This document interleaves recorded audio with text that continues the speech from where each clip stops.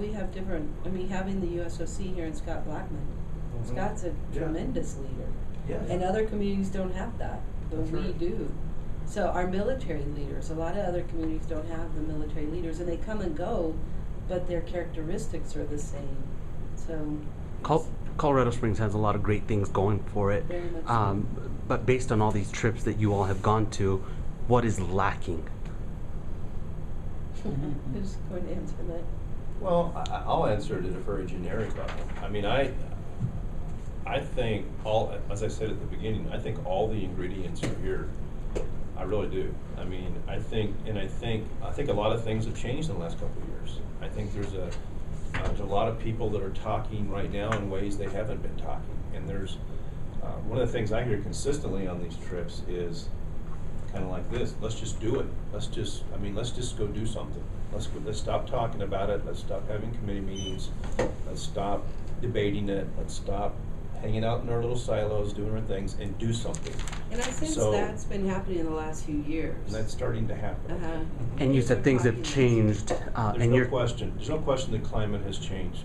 where folks weren't Power talking. plant discussions never would have happened 5 years ago. Exactly. No, Where and- folks weren't talking to each other, that's what's changed. Exactly. And even yesterday at our debrief, Yeah, absolutely. No question. even yesterday at the debrief, they brought up Martin Drake, and They did. somebody said, well, we ought to decommission it, and somebody else said, but wait, do you know that we could actually use it for heat and maximize that They ability? do in Europe. But a great cross conversation about what to do with it. Daniel, there's a sheet, a page in the report about that. It's a call to action. Okay. And there are some things in there and some tough things. We talked about this, and if we wanted to put this or not. But this is what we came up with. It says if we had this, we'd be even farther ahead. How does the change in the form of government factor into what is happening now with you all coming back? Is there a difference now that we have a strong mayor? What do you think, Janet? More like a system had changed. I'm not sure we have a strong mayor yet. We have a full-time mayor. Okay. And I think that we are reaping the benefits of a full-time mayor. I'd agree with that wholeheartedly. Do you think there needs to be changes to the city charter to give him more power, to make him stronger, or? I think there needs to be a community discussion about that. But what Because he makes is limited still in Yes. what he can actually accomplish. can you elaborate on what you mean by that we don't have a strong mayor yet? Well, And can you please put it in headlines? That's what I was trying to get at. no, I don't think I can elaborate on that. Well, do you mean in the individual or in the structure of the office? Do you, Oh, in the structure of the office. Okay, that's what I thought you meant. I wanted, yeah. And I will tell you that the mayor is very interested in these trips.